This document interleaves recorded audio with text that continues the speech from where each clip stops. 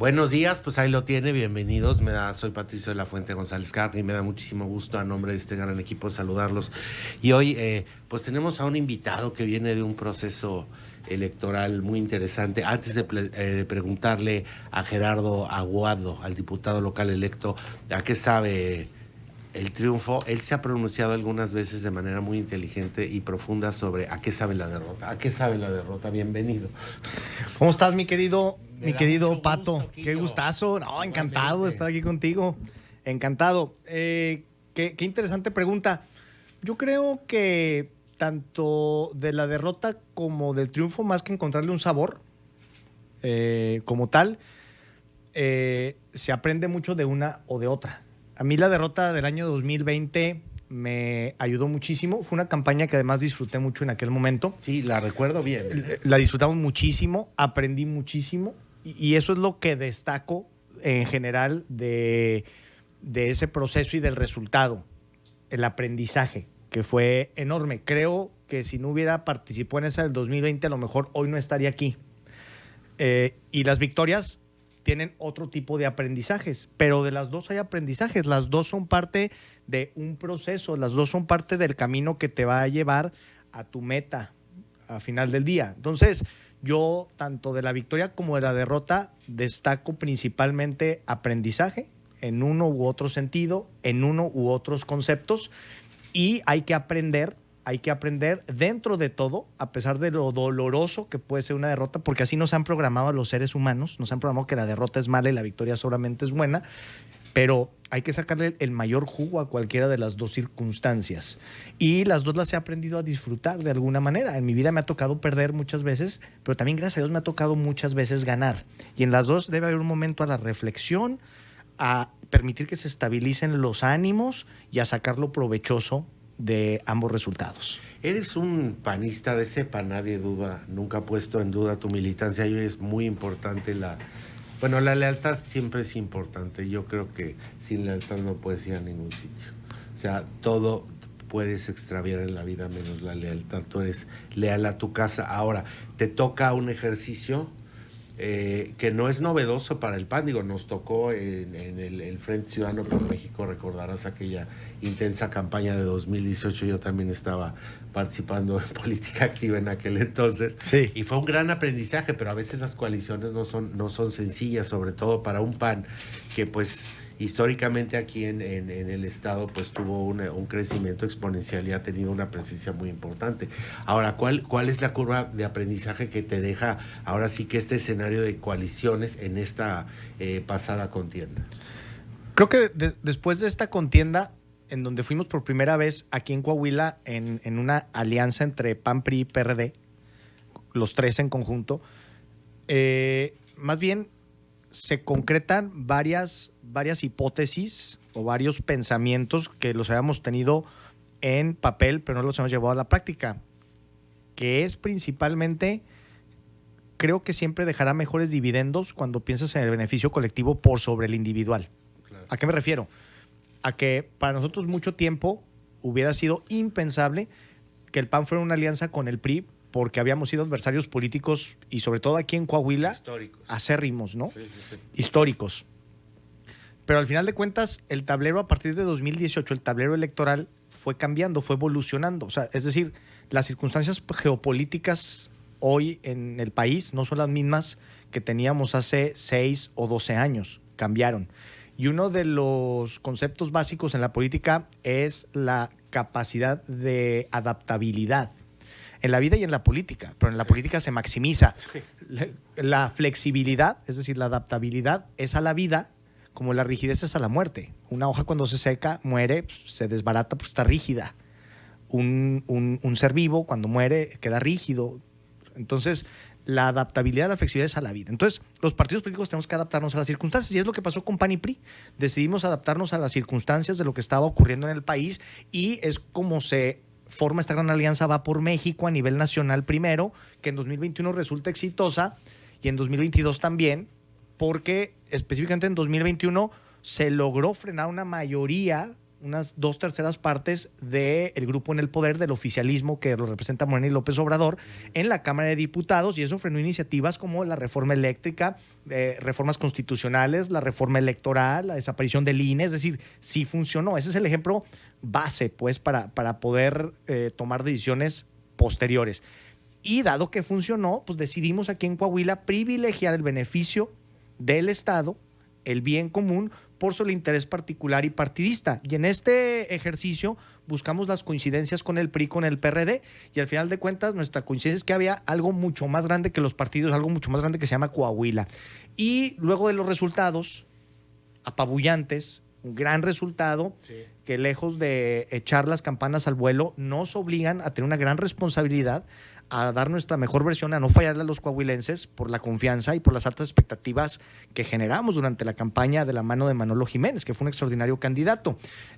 Al final, el análisis es que cuando pones por delante los intereses de la gente, cuando es una campaña propositiva, cuando hablas en positivo de lo que quieres hacer, de hacia dónde va Coahuila, cuando integras a la sociedad civil, la haces partícipe, la haces sentir parte de algo, generas un sentido de pertenencia.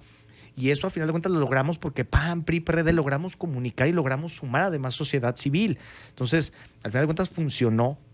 Creo que la gran moraleja es que siempre por encima de cualquier interés partidista, personal, cupular, están los intereses de la gente. Y cuando eso lo pones sobre la mesa y lo vuelves creíble con un buen discurso, con propuestas, ahí están los resultados. Ahí están los resultados y además sabes qué pasa, que la coyuntura fue muy favorable. Yo lo he dicho siempre, creo que el ejercicio o el saldo del gobernador Riquelme es muy positivo. Vamos, tenemos una Coahuila donde se ha hecho una sinergia. Hemos aprendido a robustecer el ecosistema cívico. Sí, claro. Donde cada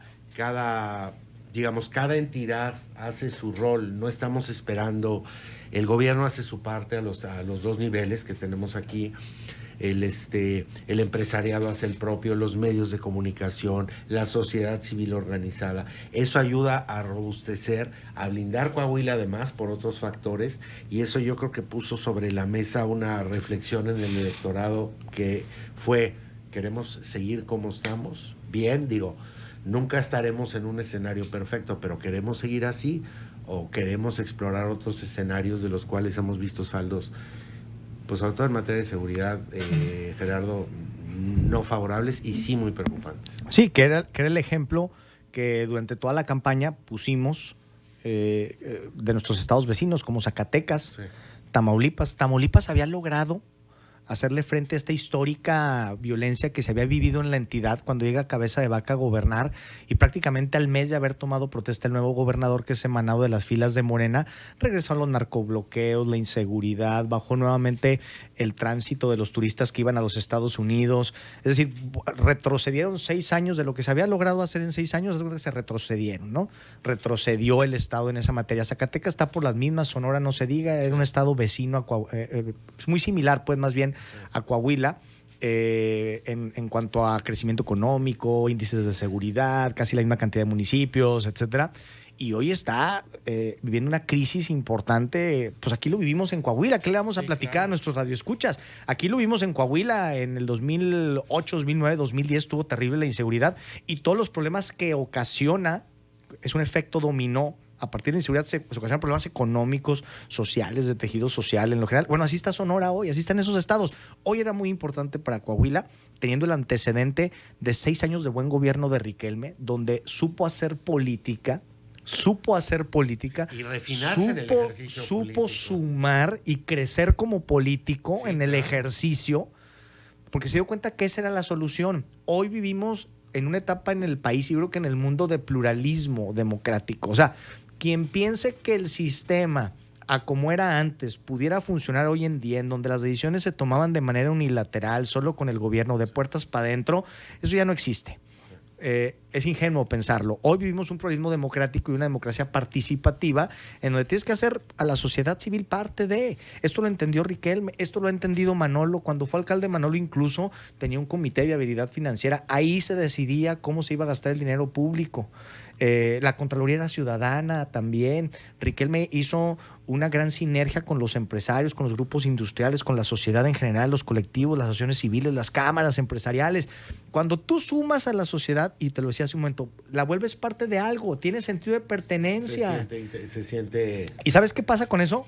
Va a legitimar tu gobierno. ¿Y qué pasa cuando legitimas un gobierno? Tienes gobernabilidad y tienes gobernanza. Hay que dar su lugar a todas las personas. Todos somos partícipes de la sociedad. sociedad. Dijo un gran político alguna vez. Hay que saber darle su lugar a las personas. Todos pueden sumar desde la trinchera en donde se desempeñen y al final de cuentas quien gana pues, son las entidades, es el país. A ver, una cosa, hablabas hace rato, tocaste, Gerardo, un tema toral importantísimo, que es... hablabas de lo que ocurrió en 2021, por ejemplo, hay otro ejemplo de cómo se pueden frenar intentonas autoritarias, que es el tejido del bloque de contención en Senado, que tú lo sabes que eso permite frenar ahora muchas intentonas autoritarias. El equilibrio y la independencia entre los tres poderes es fundamental. Ahora, ¿cuál es la labor? Mucha gente no lo entiende de un diputado local. Yo destaco, ahora en la campaña lo traté de explicar mucho. Sí. Porque lamentablemente, Pato... Pasada la campaña hay gente que sigue sin saberlo. Y es muy importante. Sí, claro, pero no es culpa de la gente. Es culpa de quienes luego tenemos la oportunidad de servir desde una posición como la del Congreso local de diputado. Ajá. Y que no nos damos a la tarea de regresar con la ciudadanía para que la ciudadanía sepa exactamente en qué te puede servir o cómo te afecta la labor de un diputado en tu día a día. ¿Cómo ves si lo dejamos para regresando el Órale, luego, claro. Para que no se vayan, quédese picado. El diputado local electo Gerardo Aguado está con nosotros. Me da muchísimo gusto recibir aquí. Luego le vamos a preguntar de dónde viene ese apodo por el cual cariñosamente lo conoce. No se vayan. Justo estábamos antes del corte platicando con Gillo. Nos iba a explicar. Decía, a veces es nuestra responsabilidad explicar qué hacemos desde los distintos encargos legislativos. Sí te la doy, pero sí disiento también porque somos una ciudadanía que se malinforma a veces, ¿no? O sea, ¿no crees que sería a dos vías? No, sí, a ver, es multifactorial. Sí. O sea, no hay un solo factor que haya propiciado que la gente no vea bien a los legisladores. La gente creo que sabe bien qué hace un alcalde, qué hace un gobernador o qué hace un presidente de la República en términos generales. Pero sí se ha mal informado porque la imagen que te viene cuando te dicen diputado es a una persona dormida en el pleno del Congreso de la Cámara de Diputados y si no está dormida se está peleando. Exacto. O se está insultando. Esa es la malinformación que hay alrededor de la figura del legislador. Pero también se influye que luego se vuelve muy cómodo el legislador al no tener una responsabilidad como el alcalde o como el gobernador de influir en la vida cotidiana con los servicios públicos, con la obra pública. ¿Sí me explico? Sí, sí. Creo que hay quien se llega a relajar cuando ostenta un cargo de esas características, cuando debiera ser lo contrario. Y aquí voy con la explicación. Yo defino una diputación, ya sea local o federal, en dos vías. La primera, la representación popular. Tú sales votado para representar un distrito y tú tienes que ser la voz de ese distrito. O sea, mi obligación es la de regresar con los vecinos que me dieron la confianza y con los que tampoco, y por los que no votan por mí también, ¿eh? O sea, en lo general, con los vecinos del distrito a ponerme a las órdenes. ¿Qué se ofrece? ¿Cómo puedo ser yo la voz de ellos para con las autoridades municipales o estatales? Si sufren de un tema determinado como puede ser bacheo, la infraestructura vial, ¿no? Yo puedo hacer mío esa problemática y llevarla con la autoridad municipal para poder resolver ese problema.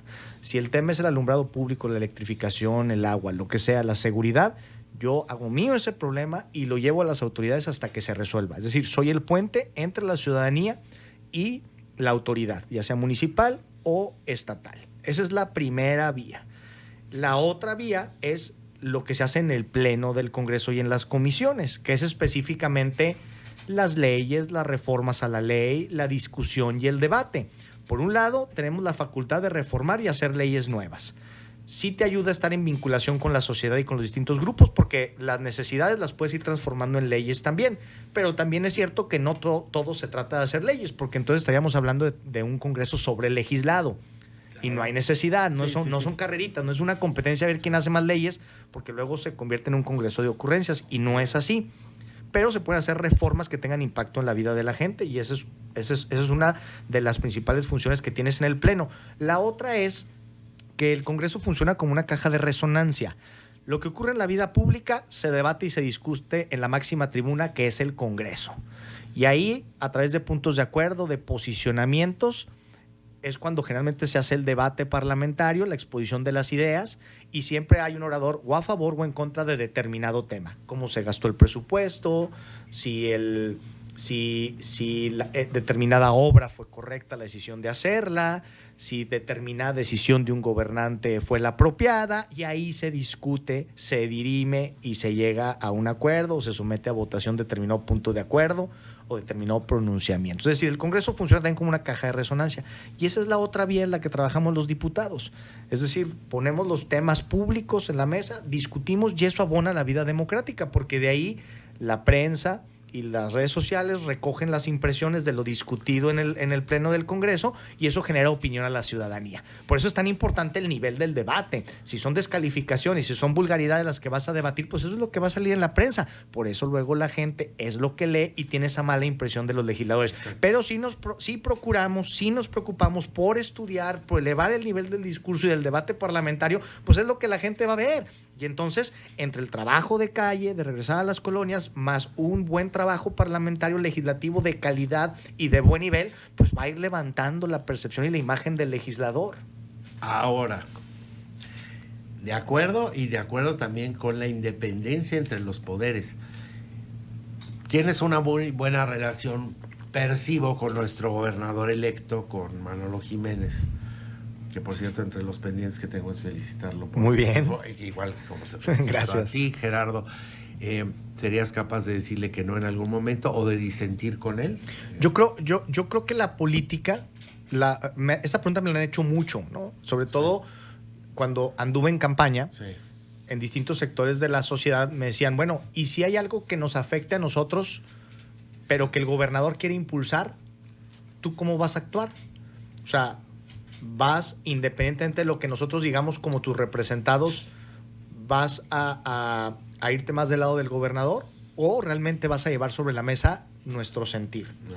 Y yo mi respuesta, lo que he respondido ante esos cuestionamientos tan interesantes, que es lo que tú me haces, es que la política es el arte de poder llegar a un fin en común. ¿Sí? A una negociación. Eso es también parte de lo que se hace en un congreso. Yo lo que te puedo asegurar es que si en algún momento determinado el gobernador pone sobre la mesa alguna reforma, algún tema en específico que yo sepa que afecta a mis representados o a la sociedad, y que por ende yo no esté totalmente de acuerdo, lo primero que yo voy a hacer es dialogar, buscar el diálogo. A ver, creo que en la práctica esto funcionaría, esto no funcionaría, y entonces intentar llegar a un buen puerto. De eso se trata. No es solo si estar a favor o en contra, es buscar el punto común, Pato. Exacto. Eso es hacer política. Eso es hacer política a final de cuentas, tratar de convencer de los distintos puntos de vista que hay, porque a lo mejor una decisión se pudo haber tomado escuchando a cierto sector de la población, pero por eso estamos los diputados que traemos la película de otros sectores de la población, y entonces a partir del diálogo tratar de llegar a un buen puerto, y a final de cuentas de eso se trata, estos equilibrios, para que al final el trabajo del gobernador pues luzca mucho más y el del legislador también, ¿no? De eso se trata la política a final de cuentas. Oye, y hablando de la política, este arte de lo posible, como lo define otro gran político, Mario Fabio Beltrán, es innegable el callo que tiene y la historia, pero dice el arte de lo posible. ¿En qué momento de la vida te pica el gusano por lo público? Fíjate que se lo atribuyo, de niño me empezó a llamar la atención. Okay. Mi abuelo materno nunca fue político, pero era de esos ciudadanos interesados siempre por escuchar en las noticias, en el periódico, qué pasaba en la vida pública, interesado por lo que pasaba en la vida pública. Y por ejemplo, cuando había elecciones, yo me acuerdo, muy niño, la primera que me tocó, la del 88 no me acuerdo, con Maquío, contra Carlos Salinas de Gortari, contra Cuauhtémoc, pero la del 94 ya me tocó, ya tengo más conciencia de la del 94. Y desde entonces yo veo los debates presidenciales, los veía con mi abuelo. Entonces, mi abuelo de alguna manera, indirectamente, me fomentó mucho este como que gusto por lo público, por estar interesado, el presidente, por los candidatos, siempre. O sea, yo era un niño que veía las noticias. Y luego, súmale que un apasionado de la historia de mi abuelo materno me regalaba libros de la historia de México, sobre todo a él le apasionaba la etapa de Benito Juárez, de Porfirio Díaz, de Francisco y Madero, antes de la Revolución. Entonces yo en esa época me regaló muchos libros, había unos de la editorial Clio, no sé si te acuerdas, sí, de Enrique Krause y Fausto Cerón Medina. Yo tengo la colección de los de Porfirio Díaz. Yo los tenía guardados, ¿qué te gusta? Yo tenía 10 años, 9 años. Y ya los tenías. Yo los tenía y los leía y los hojeaba. Unos librazos. Bueno, esos me los regalaba, por ejemplo, mi abuelo. Entonces, mi gusto por lo público, por la historia, eso nace de mi abuelo materno. Y ya por ahí de 2004, 2005, yo me acuerdo en la elección de gobernador del 2005, dije ya, o sea, me quiero dedicar a esto. Y yo solo llegué al Partido Acción Nacional, ahí a la Comonfort. Pregunté, bueno, ¿y aquí qué se necesita para afiliarse o cómo está el asunto? No, pues mira, vas a pasar por este proceso, luego por este, y lo hice así tal cual, y recibí mi constancia de miembro activo en 2008, y desde entonces. Pero fue un gusanito que me picó ahí de repente. ¿Quiénes podrías decir que son tus grandes mentores en la política? Todos de alguna manera. Yo entro al PAN cuando Memo Anaya era senador de la República, claro, muy cercano al presidente Calderón, y fue una referencia para todos los que estuvimos ahí en su momento, en esa época en el PAN. Era Memo Anaya.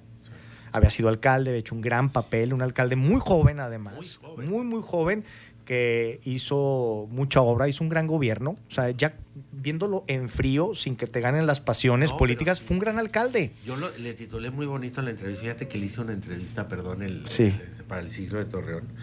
Y le dije, Memo Anaya hizo cielo pintado de azul, así la titulamos. Pero le dije, te estoy poniendo pues un sitio muy bonito porque estás dejando un muy buen gobierno.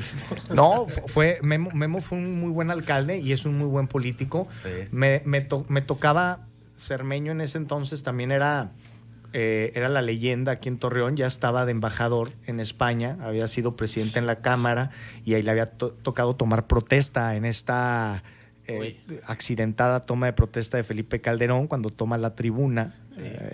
PRD en ese entonces, ¿no? López Obrador, pues. Y Cermeño siempre había sido una referencia, ¿no?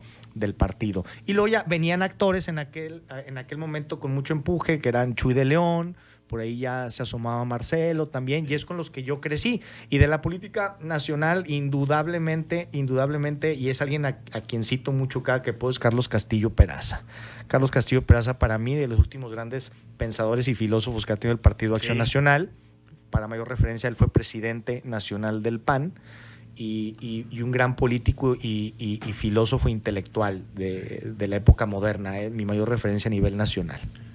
¿Dónde quedan justamente esos pensadores que eran parte, ahora sí que los documentos, no los básicos quizá de cualquier partido, porque esos se van modificando, pero sí hablas de él como un gran pensador? Castillo Peraza era un ideólogo, como lo fue Maquío. Absolutamente. Hoy ¿quién pondrías en ese nivel? Fíjate que, a ver, hay gente muy valiosa al interior del partido, hay gente igual con mucho conocimiento científico. Yo te voy a poner, aquí, por ejemplo, García Villa es una persona que yo respeto muchísimo. Fue mi compañero diputado en la 61ª legislatura. Hicimos una muy buena amistad. Yo lo podría nombrar y poner sobre la mesa como un ideólogo del PAN y aparte de Coahuila. Pero además que estuvo en la palestra a nivel nacional, fue secretario general, precisamente con Felipe Calderón cuando fue presidente nacional, ha sido subsecretario de Estado, es decir, ha estado en las grandes ligas y él es uno de los grandes pensadores sobrevivientes, ¿no? Juan José Rodríguez Prats es otro, sin lugar a dudas.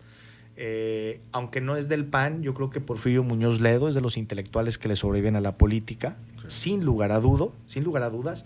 Otra persona intelectualmente digno de reconocer es, sin lugar a dudas, Diego Fernández de Ceballos, que tiene muchos detractores, yo entiendo, es como de estas figuras que a lo mejor sin serlo se posicionaron como los villanos favoritos en alguna época, Sí, claro. pero es un gran político, yo lo considero un intelectual de alguna manera y un pensador también de esta época, y yo creo que ha ido transformando la política, se ha hecho tan dinámica que ya queda poco tiempo para poderte sentar, analizar en frío y para reflexionar. Creo que antes te daba más la oportunidad. Hoy se destacan otras cualidades por sobre el pensamiento.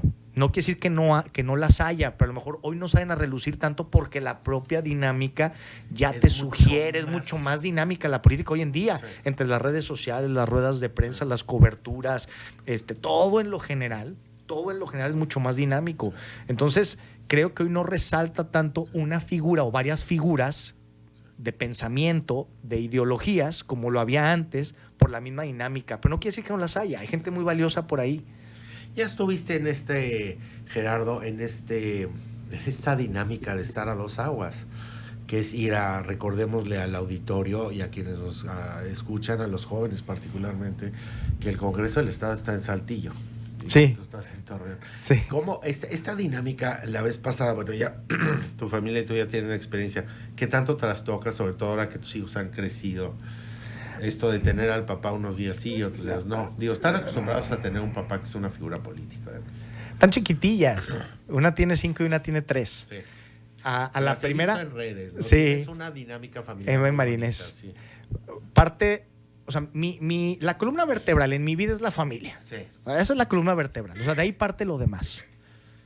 Y entendiendo este concepto que tengo de la familia, de ahí deriva todo lo demás. Es decir, mi agenda política la hago en virtud de poder pasar tiempo con mi familia. Okay. Yo me acostumbré a veces, por ejemplo, la primera vez que fui diputado, que tenía a Emma recién nacida, yo a veces iba a la sesión y aunque tuviera que regresar al día siguiente, yo acabando la sesión, con tal de ver a mi hija y estar con mi esposa, me regresaba a casa y al día siguiente levántate 6 de la mañana y regrésate. Lo llegué a hacer. Mi esposa obviamente está acostumbrada a la dinámica y la verdad es que es una mujer, la admiro porque está siempre al pendiente de las niñas, se hace cargo. Mi casa no fluiría igual si no fuera por mi esposa, eso es una realidad. Y me obliga a mí también dar mi mejor versión y poner todo de mí. Entonces, por eso, cada que yo puedo, así yo llegue a las 2 o 3 de la mañana, yo trato de estar ahí y hacer una evaluación de mis hijas en el colegio, en algún evento. No me he perdido ni una sola piñata, así tenga chamba, hago lo posible por estar. Porque el día que yo no tenga ese equilibrio, que es la familia, esa fortaleza, esa roca, que es la familia, pues no voy a jalar para lo demás. Yo tengo que estar bien, o sea, yo estando bien con mi familia estoy al 100 para todo lo demás. Me puedo comer al mundo si tú quieres. ¿Cómo se conocieron tu esposa y tú? Fortuitamente en un baile de un grupo que nos gusta mucho a los dos, que es Intocable. Okay, y que cada que viene Intocable es buenísimo. Y cada que viene Intocable vamos y lo vemos, obviamente acordándonos de ese momento que nos conocimos. Yo no iba a ir a ese concierto, terminé yendo y ahí la conocí. Y desde ahí en 2013, en octubre del 2013, desde entonces empezamos a salir, anduvimos, fuimos novios y formamos esta familia que hoy tenemos, ¿no? Y familia pues que amo profundamente, que como te decía es mi piedra angular, de ahí deriva todo lo demás. Yo creo que sí, además de que la familia es la base de toda sociedad, yo creo que estando bien en la familia estás bien en todo lo demás. Sí, es un reflejo. Sin lugar a dudas, es un reflejo. El sin interior es lo que reflejas hacia afuera. Oye, agenda para estos siguientes meses. Sobre todo, ¿cuáles son tus planes? Me imagino que ya tienes perfectamente trazada, Gerardo. Una agenda, una hoja de ruta. Una agenda de agradecimiento. Primero, una agenda de agradecimiento. O sea, antes de que empiece la legislatura. Sí. Son 5 meses los que restan. Es una agenda de agradecimiento en las colonias del distrito, a regresar casa por casa, porque así les dije. Así anduve en campaña, así voy a andar después de la campaña. Una gira de agradecimiento con las huestes de los distintos partidos que conformaron la alianza, con la gente del PAN, por supuesto, del PRI y del PRD. Vamos a hacer una agenda con ellos, con los grupos, con los liderazgos sociales que nos ayudaron a llegar a llevar nuestro mensaje a todas las y los torreonenses del distrito, y de la mano, de manera natural, van haciendo agenda. Porque también parte del agradecimiento es regresar con cámaras, con grupos de empresarios, de abogados, colegios de arquitectos, de ingenieros, con todos los sectores de la sociedad, y de ahí va a derivar una agenda en cada uno de esos temas. Yo siempre lo he dicho, yo no voy a legislar con las ideas que me vengan a la mente. Yo tengo la sensibilidad de saber qué le falta a las leyes o cómo puedo contribuir desde el Congreso a lograr mayor bienestar en nuestra ciudad, pero necesito rodearme de los expertos, de los que conocen. Si yo voy a hacer una reforma en materia de vivienda territorial, en materia de asentamientos humanos, en materia de ordenamiento, pues yo me voy a reunir con la gente que le sabe para poder hacer algo que verdaderamente puede incidir en la vida y mejore la calidad de vida de la gente. Si yo voy a hacer una reforma en materia de salud, pues me juntaré con los médicos. Si voy a hacer una reforma en materia económica, pues con los financieros y los contadores. Sí, para aprender, eso vamos a hacer. Sabe, ¿no? Y para yo poder desde ya ir siendo la voz de la gente, pues estaré en las colonias y regresaré, porque así lo hice la vez pasada cuando fui diputado, así me funcionó. Hoy me topé ahora, Pato, gente que yo no me acordaba en específico, alumnos que les regalamos computadoras, laptops para que continuaran con sus estudios a los mejores promedios. Me los topé ahora en campaña, ya en la universidad, y me decían, no sabes cómo me cambió la vida esa computadora que me regalaste, cuando a lo mejor yo lo que quería hacer era un incentivo para que continuaran sus estudios, que sirviera como motor, como motivación, pero me decían, me cambiaste la vida. Imagínate escuchar eso. Pues, ¿cómo no voy a regresar y cómo no voy a andar? La gente es bien noble, la gente está esperando lo mejor de nosotros. Y con las expectativas altísimas que se formaron hoy, con la gran campaña positiva de Manolo y nosotros los como candidatos a diputados, pues menos les vamos a fallar, están esperando mucho de nosotros. Esperaba yo una campaña, la verdad, siendo sincero, de mucha más rispidez. No quise entrar yo en la dinámica, además, en redes, porque justamente creo que no abona, pero a veces es natural irse. O sea, salvo los debates a nivel gobernador, pero yo no vi una campaña, ahora sí que turbulenta. Es que para pelear se necesitan de dos. Sí, yo creo que aquí lo importante era mantener la ruta, no pararte a cuanto el perro te ladre, porque luego no avanzas. ¿Sí me explico? Entonces, y además, cuando te ladra el perro, como dice el Quijote, ¿no? Señale que vamos a avanzar. Es correcto, no, sin duda. Claro, uso la analogía no por denostar, pero es si tú te detienes a aventarle una piedra a cada perro que te ladre, así dice la analogía, pues no vas a poder avanzar, ¿no? Entonces, nosotros estuvimos muy concentrados y muy claros de cómo debía ser la ruta de la campaña. Siempre en positivo, siempre viendo por el interés de los ciudadanos, que no nos sacaran de eso. Pero te digo, para pelear se necesitan de dos, y eso abonó muchísimo a que no hubiera confrontación. Sí lo intentaron hacer, sí intentaron por ahí calentar un poco el ambiente electoral, pero cuando estás concentrado en lo importante, al final de cuentas lo que prevalece es lo positivo. Yo creo que la ciudadanía eso estaba esperando, una campaña de altura. La gente ya está cansada, entre tantas problemáticas, de la confrontación entre los políticos, de que los políticos parezca que solo están viendo por sus intereses personales. Sí, la gente se cansa, la gente dice, a ver, más de lo mismo, ya no. Entonces, creo que estuvimos a la altura de esas exigencias, y hoy tenemos que estar a la altura de las expectativas que generamos con esta gran campaña encabezada por Manolo Jiménez. Bueno, y ahora cuéntame un poco, cuando la piel que habito, como dice aquella, no me acuerdo si es una película o qué, pero tú cuando no estás en la piel de político, bueno, la política la llevas 24 horas. Sí, 24 horas. Bueno, pero no te puedes disasociar del lo primero que existe. Bueno, ahorita vamos a regresar, ya nos dice Daniel que ya nos están regañando. Corte. Y Daniel manda. Entonces, regresando, estamos platicando con el diputado Gerardo Aguado. No se vaya, ya volvemos. Estés de vuelta con nosotros y ya te sabes todas nuestras plataformas a www.noticierosgren.com.mx y haz lo propio, nada que no puedo escuchar a las 12 el programa. Esto se queda para la historia. Ay, qué arrogante eso no se crea. Estamos platicando muy, muy, muy padre con mi amigo Gerardo Aguado, diputado local electo por la Alianza. A ver, en lo padre, ¿qué es el apodo? Quillo. Que tan cariñosamente, porque hay apodos, yo digo, tengo un amigo que tiene, fíjate, Gerardo Aguado, tengo un amigo que tiene esta capacidad de poner apodos, pero le digo, ¿sabes qué? Tú tienes esa capacidad de poner apodos cariñosos, pero también un apodo te puede desgraciar la vida. Sí, claro. A ti te lo dicen con mucho afecto y cariño. Cuéntame de dónde sale. Sí, fíjate que mi abuela materna Es que mis abuelos, como podrás ver, mis abuelos maternos tuvieron mucha influencia en mi vida, Sí. porque por temporadas llegamos a vivir ahí. Okay. Ahí llegamos a vivir en distintas etapas de nuestra vida. Entonces éramos muy, muy cercanos. Y mi abuela, cuando yo nazco, pues, por ser un bebé, me dice chiquillo. Y la idea le viene del quillo, de derivarlo en quillo, porque había visto una entrevista con Rafael, el cantante español, No, bueno. que le gustaba, y en una entrevista explicaba que acaba de ser abuelo y que le decían quillo, por chiquillo. Entonces me empezó a decir quillo, Ok. quillo, se me quedó quillo Era una en la admiradora escuela, de Rafael, tu admiradora abuela. de Rafael. Es un monstruo Y ese hombre. sí, claro. Y ahí se me quedó, pero en todos lados.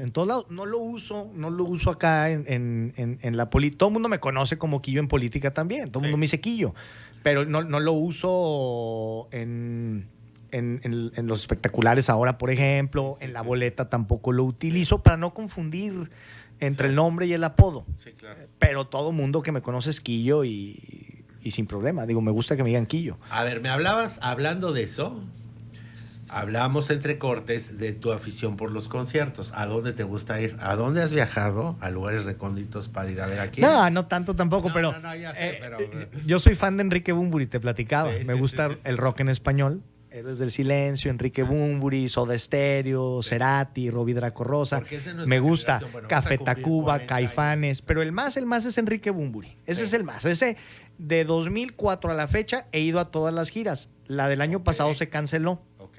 Y cuando estoy en campaña y no ¿Vas puedo solo ir, o vas con tu esposa de repente? ya integré a mi esposa a la dinámica, que decía, sí, no porque si no, quiero ir, no me gusta el quiero rock, ir, ese no. viejo greñudo, no sé qué. A ver, vente, vamos. Y Y escucha. salió del concierto. Escucha, aunque no te guste. Las canciones se las sabe porque las escucho. Oh, sí, todo O sea, el se tiempo. las sabe. Entonces no se va a aburrir. Pero, a ver, escúchalo y velo en el escenario, le dije un día. Y me lo llevé aquí en 2018 Estuvo en 2018. Y cuando sacó el concierto me dice, no, la verdad sí. La neta es un muy buen artista. Canta igualito, los músicos tocan increíble, trae un sonidazo, es un show en el escenario. Entonces ya le gustó. Y de esa misma gira tuve chance de ir a Estados Unidos a verlo. En esa misma gira, en un recinto más pequeño, hecho para el rock y para conciertos allá. Y nos llevamos a Emma de chiquita, estaba chiquitita. Ok. Entonces no me acompañó, fue mi hermano conmigo. Y luego me reclamó. Yo quería ir. Pues no, que no te gusta, le dije yo. Sí. No, que no te gusta. Pero la verdad es que sí, es el artista que siempre que hace una gira, voy y lo veo. Tengo todos los discos, obviamente, me sé toda la música, me la sé de todas sus etapas. Sí, soy un gran admirador de él. Libros, bueno, historia, hablabas por tu abuelo, ¿no? Sí, bueno, la historia, Historia pero no, política. hoy, fíjate que los libros de política siempre me han gustado mucho, tanto de novela como de algunos filósofos Ok. e intelectuales. De novelas hay unas de Luis Espota, Luis La Espota, costumbre del poder. de la serie de La Costumbre del Poder, que son 6. Maravillosos. Mis favoritos de La Costumbre del Poder es Palabras Mayores y El Primer Día. Esas son espectaculares. Espectaculares. ¿Qué tal? ¿Cómo están? ¿Cómo retrata la política mexicana? No, Al día. Es el House of Cards mexicano. Por supuesto. ¿Estás ¿Y de acuerdo? sabes qué pasó? ¿Y saben qué pasó? Lo que apunta el diputado Aguado es fundamental. Luis Espota fue en su tiempo menospreciado. De hecho, por ahí, Salvador Novo, bueno, que era un titán de la cultura, se peleó con él porque Salvador era muy visceral y se pelea y le echa unas líneas. Entonces, una línea de Salvador Novo bien puesta te podía desgraciar la vida. Y Luis Espota vendía muchísimo, pero en la crema de la intelectualidad no sé. Pero sí hay alguien que es un arqueólogo de la política y del sistema político mexicano a la fecha. No. Es Ese Espota. Palabras Mayores y El Primer Día es una cosa, es espectacular. ¿Verdad que sí? Es Porque espectacular. el primer día es el despoder. Es- Cuéntale al auditorio de qué trata el primer día. Bueno, si quieres, mejor lo cuento cronológicamente. Palabras Mayores trata de un presidente de la República que está buscando a su sucesor. Se acercan ya las elecciones y echa a andar a su secretario de Economía, a un senador por ahí, a otro secretario por allá, etcétera, ¿no? Y concluye ese libro exitosamente con la nominación y con la toma de protesta de ese que él dejó para sucederlo. Y el primer día habla de ese mismo presidente al momento que deja de ser presidente y la crisis que vive de que incluso el nuevo presidente que él puso, que él apoyó, ya no le contesta ni el teléfono. Entonces es una cosa, es exquisitos esos dos libros, ¿eh? Son exquisitos. Porque es el despoder, es la sucesión y el despoder. Oye, háblame del despoder. En el momento en que dejaste de ser legislador la primera vez, bueno, ¿dónde te das cuenta de quiénes son tus amigos en la política? ¿Y dónde? Yo creo que, recientes cuando tienes cualquier tipo de cargo, ¿no? Ya sea regidor o diputado, lo que sea. Creo que lo reciente es más cuando es parte del Ejecutivo. Cuando eres alcalde, eres gobernador, eres presidente de la República, creo que te simbra mucho más fuerte aquello, porque todo el mundo depende de tu sí o de tu no. El diputado es más solitario, es un poco más solitario. El reciente es un poco más en la dinámica. O sea, después de estar yendo a Saltillo, después de estar yendo a medios, después de estar yendo a las colonias, dejar de ser viene a resentir un poquito en tu agenda, en lo cotidiano, más que en otra cosa, ¿eh? Pero también es cierto que quienes andamos en la política y estamos siempre activos o intentamos estar siempre activos, luego buscas inmediatamente lo que sigue y lo que sigue y lo que sigue. Pero yo creo que esto se da más en el Ejecutivo, ¿no? Cuando luego de tomar muchas decisiones, pues al día siguiente, literal, como lo dice el primer día, ya nadie te habla por teléfono. Sí. ¿Va? Sí, hay que prepararse para hacer eso. Y para no ser. Para hacer y para no ser, claro. Cuando tuve algún encargo de esos importantitos. Ajá, claro, así es. Me dijeron, sobre todo en la política, ¿no? Que nunca había yo estado. Lo he comentado porque no sabes cómo agradezco el consejo, Gerardo, porque me dijeron, a ver, desde ahorita es el primer momento que, padre, prepárate para dejar de ser, y acuérdate que esto es prestado, no es tuyo. Los cargos son prestados, ya hay que disfrutarlos, ya hay que tomarlo como lo que son. El día de mañana viene otra persona y vendrá otra y vendrá otra. Por eso luego yo nunca he entendido por qué luego hay gente que llega a un cargo y cambia su manera de ser. Sí, bien dicen que el poder refleja la verdadera personalidad que hay, ¿no? Pero es tan efímero. Por eso luego yo destaco valores como mi familia, por ejemplo. Eso es lo que está para toda la vida. Te escucho, hablas con una liviandad contagiosa, te lo quiero decir. Muchas gracias, Pato. No, en serio. Gracias. Porque, muy aterrizado, lo sé, te conozco, siempre lo has sido, pero te felicito porque eso es lo que valoran las nuevas generaciones, ¿no? Ver la parte humana. Y en esta parte humana que te estoy preguntando, que me encantaría preguntarte, ¿cuáles son tus pasiones? ¿Qué más te gusta, además de la música, tu familia? ¿Qué amas, que te pone a vibrar todos los días? Hoy, en esta etapa que estoy viendo de mi vida, me gusta mucho el cine. Siempre me ha gustado el cine, siempre, eso siempre, y a la fecha me gusta mucho el cine, todo lo de Quentin Tarantino, me gusta mucho, Oliver Stone, ahora de los recientes Adam McKay, que sacó una película por ahí que se llama Vice, de la historia de Dick Cheney, no sé si ya la viste esa, qué buena está, ¿no? Qué buena está, y Adam McKay tiene la de No mires hacia arriba, con DiCaprio, okay. Y tiene otra también, donde sale Matt Damon, y sale Christian Bale también, que habla de la crisis del 2008 en Estados Unidos, derivado del tema inmobiliario. No es que no me acuerdo cómo se llama. Esa también es de Adam McKay. La que te explica la burbuja inmobiliaria, ¿no? Esa es de Adam McKay. Okay. Es muy irreverente, es un humor negro, es un gran director también. Francis Ford Coppola, pues con las del Padrino. Me gusta mucho el cine, disfruto mucho el cine y me adentro, además me gusta bastante. Es una de mis pasiones cuando puedo ver una película, comprar una película, siempre. Y me gusta mucho cocinar, fíjate. Ándale. Me gusta mucho cocinar. Hay nuestro amigo Jorgito Saucedo, que le mandamos un fuerte saludo. Él es testigo de que me gusta cocinar, porque además de que ha ido a mi casa a comer o a cenar, a él le tocó en la pandemia, cuando nos obligan a guardarnos. Pues yo hice mediano caso porque traía un programa muy interesante ahí que diseñamos junto con Jorge en aquel momento, que se llamaba Por ti saldremos adelante. Estuvimos llevando mucha gente durante la pandemia. Sí, claro. Pero mi esposa estaba embarazada, entonces mi esposa me decía, te sales lo necesario, pero te quiero aquí en la casa porque soy población de riesgo. Sí. Y entonces, aburrido yo, por no estar al 100 en lo mío, y porque todo el mundo se había paralizado, aprendí a hacer pizza napolitana. Entonces me volví experto en el tema de la pizza, me compré libros, me compré un horno y todo. Entonces soy un apasionado de la cocina, me gusta la cocina, la parrilla y me gusta mucho también la cocina italiana. Pues ya sabes, ¿no? Es otra de mis pasiones. Apenas la retomé ahora en la campaña, pues, sí, es más, desde que empezó el año con toda la dinámica muy complicado, en la campaña menos, pero la semana pasada justamente me dijeron mis hijas, oye, danos unas pizzas. Sí, y les preparé unas pizzas napolitanas. Les preparé unas de pepperoni y una de 3 quesos. Bien en la política, pero si no ya sabemos cuál es el éxito. Gracias. Ahí está la cocina, claro. Sí. Oye, qué buena onda. A ver, vamos a, si le podemos dar, ¿cómo andamos de tiempo? Ya 2 minutos. Anda, nada. Pensé que era media hora. No es una hora. 2 o 3 preguntas del cuestionario Proust. A ver, Gerardo Aguado, ¿qué cualidad aprecias más en un ser humano? La honestidad. Ok. ¿Cuál es el principal rasgo de tu carácter? Persistencia. ¿Cuál sería tu mayor desgracia? Soy muy intenso. Ok. ¿En qué país te gustaría vivir de no ser México? Híjole, de no ser México, yo creo que en Italia. Ok. Por la comida. Pues exacto. ¿Qué figura histórica te pone mal el cuerpo? Bueno, esto de mal, te ponga mal el cuerpo es muy español, pero... Es muy español. Sí. Fíjate que López Obrador me genera malestar. Ya somos. Sí, la verdad. Esta pregunta no es del Proust, es del Actor Studio con James Lipton.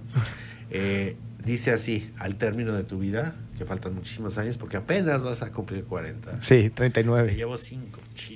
Estás chavo. Estamos chavos. Al término de tu vida, cuando toques la puerta, llegues al cielo, toques la puerta y te abra Dios, ¿qué crees que te va a decir? ¿O qué te gustaría que te dijera? Me va a decir bienvenido. Eso es lo que me va a decir. For sure. Sí, no, ante los ojos de Dios no hay diferencia, ¿no? Bienvenido. Su infinita misericordia. Así es. Gerardo Aguado, Quillo, para los Gracias, amigos. mi pato. Oye, felicidades por una gran campaña. Gracias. Tenemos buenas expectativas porque siempre nos has dado muy buenos resultados. Muchas gracias. Este es tu casa, tu espacio. Muchas gracias. Gracias, encantado siempre estar aquí con ustedes y contigo. Encantado por el espacio, muy agradecido. Y a ver cómo se repite, ¿no?